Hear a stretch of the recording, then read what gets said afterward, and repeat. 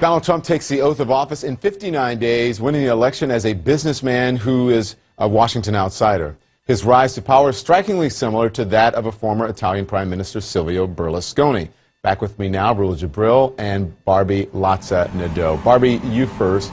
The economist Luigi Zingales also compared Berlusconi to Trump in the New York Times, and he made this point. He said, Mr. Berlusconi was able to govern Italy for as long as he did, mostly thanks to the incompetence of his opposition. It was so rabidly obsessed with his personality that any substantive political debate disappeared. So, can that also be said about Trump's opposition? Well, I think that's what we're seeing. I mean, that's very obvious that if you focus on something like the personality of Donald Trump, like the Italians did on the personality of Silvio Berlusconi, you miss the issues, and there you give those people a pass, generally, because you're not calling them to talk about the issues. We saw that with Berlusconi. Berlusconi only had to defend his behavior. He didn't have to defend so often his policy.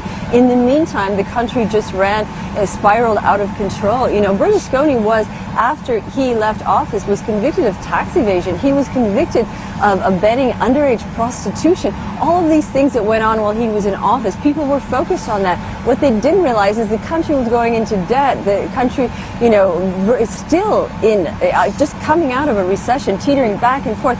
All of these things were the effect of bad government and the effect of the fact that there was no opposition that was strong enough, smart enough, or effective enough to get him out of the way. Rula, how did it help Donald Trump that his opponents and that many in the mainstream press didn't take his campaign seriously at first? I wonder if that was the same with Berlusconi.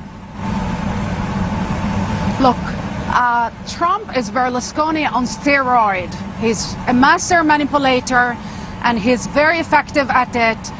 You know, he's an expert in the media. Remember when the first presidential, I think it was during the primaries, with Megyn Kelly asked him about his misogynistic attitudes towards women. What did he do? His deflection was very clear. He attacked her, attacked her, attacked her. And we start talking about him attacking Megyn Kelly and not about his track record in treating women. And he's been doing this over and again. Immediately after he settled his lawsuit, the fraud lawsuit for Trump Fraud University, $25 million, he immediately moved to the next deflection moment, which is Hamilton. It was, you know, we need to talk about Hamilton's 2 minutes, 5, 6, but then back to the real issues. And this is the advice from our experience here in Italy. Focus on the real issues. The real issues will be there, all of them. The writings are on the wall. The misogyny, the sexism, corruption, conflict of interest, xenophobia. We see people already in Washington, D.C. celebrating, and he's basically deflecting and talking a little bit about them, but above all, he is waging a war against the media and Hamilton. So we're talking more about those issues than the real issues. And the last thing, the opposition will have to rise and will have to invent somebody. The only man that beat Berlusconi twice, not once, was the opposite of Berlusconi, was Mr. Romano Prodi, who was an outsider like Berlusconi, but he was a priest, he was a principled guy, and he gave actually recipes, listened to voters. He didn't listen to Berlusconi, he listened to voters and gave them some hope and made them understand that yes, we struggle, but we struggle together and we rise together. He was an honorable man full of convictions, not transactions like Berlusconi.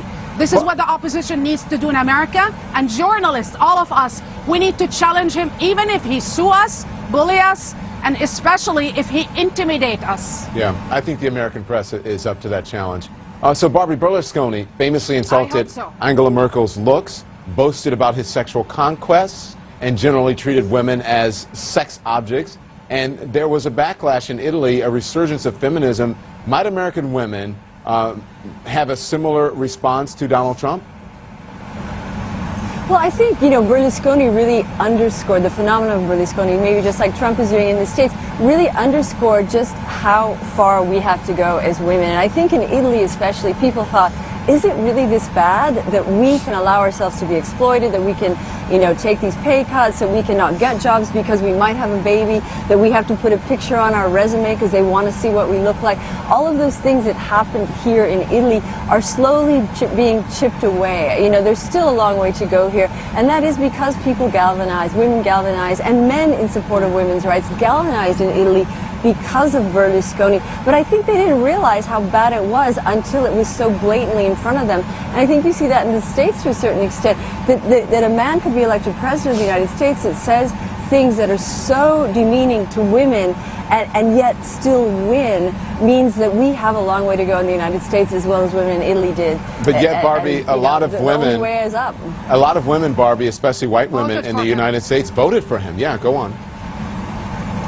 Because it was about voting against what you hate and what not what you inspire you. It was about identity politics more than anything else. Dawn, you and I are, journalists, but we're black, and we understand what this election has been about all along. It's also about racism, xenophobia, and other things. Berlusconi treated women in a horrible way, disgusting way, but he felt he was above the law, that he could do it and get away with it. Exactly like Trump, who many women accused him of sexually assaulting them. What did he do after? He started threatening them, bullying them, and even the media, when they interviewed them and gave them space. And I remember I interviewed one of the women who actually was bullied by Berlusconi, and she was a prostitute. We interviewed her for our network. He almost sued us. He made a couple of my friends resign. He went after us big time, but we resisted. And luckily, people that were sued won the cases. So it can be done. When it came to women, he was so outrageous, Berlusconi, that one of his lovers, who was a model, a top model, she was appointed as a minister of equal opportunities. This is how bad it got.